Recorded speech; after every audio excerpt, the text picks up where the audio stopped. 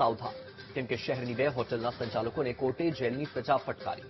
Hotel GJ3 dosa corner અને જય દ્વારકાધીશ હોટલના સંચાલક સામે કાર્યવાહી કરી, કેમ કે ઢોસા કોર્નરમાંથી લેવાયેલા સંભારના નમૂના તપાસમાં અખાદ્ય સાબિત થયા છે, જ્યારે જય દ્વારકાધીશ હોટલમાંથી લેવાયેલા લસણ મરચાની ચટણીના નમૂના પણ ફેલ થયા. ઢોસા સંચાલક રવિ મેઘાણીને 5 માસની જેલની સજા અને 50,000નો દંડ ફટકાર્યો, જ્યારે જય દ્વારકાધીશ હોટેલ સંચાલક કનુ બાંભવાને 6 માસની કેદ અને 2 લાખનો દંડ ફટકાર્યો. આ સિવાય દંડની રકમ નહીં ભરે તો જેલની સજામાં વધારાની જોગવાઈ પણ થઈ.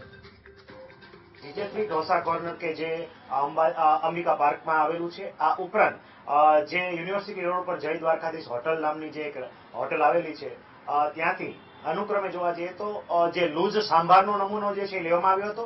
આ ઉપરાંત હોટલ દ્વારકાધીશ છે ત્યાંથી જે છે લૂઝ લસણની ચટણી જે છે પેસ્ટ એનો નમૂનો લેવામાં આવ્યો હતો.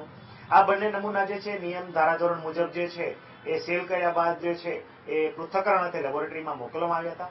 આ પૃથ્થકરણનો રિપોર્ટ જે છે બંને નમૂનાનો આવેલો, એમાં ખાસ કરીને જોવા જઈએ તો GJ3 ઢોસા કોર્નર જે છે એના લૂઝ સાંભારની અંદર પિંક ડાય પ્રતિબંધિત જે છે કે કોઈ પણ પ્રકારના ફૂડની અંદર આ ડાય વાપરી ન શકાય, એટલે આ નમૂનો પણ અંશે આવેલો હતો. આ ઉપરાંત ખાસ કરીને જે ચટણી જે છે એના નમૂનાની અંદર 2 પ્રકારની એટલે કે પિંક અને ઓરેન્જ ડાય જે છે એ બંને કલર જે છે સિન્થેટિક ડાય જે છે એ પ્રતિબંધિત કહી શકાય, એટલે એ નમૂનો પણ અંશે ડિક્લેર કરવામાં આવ્યો.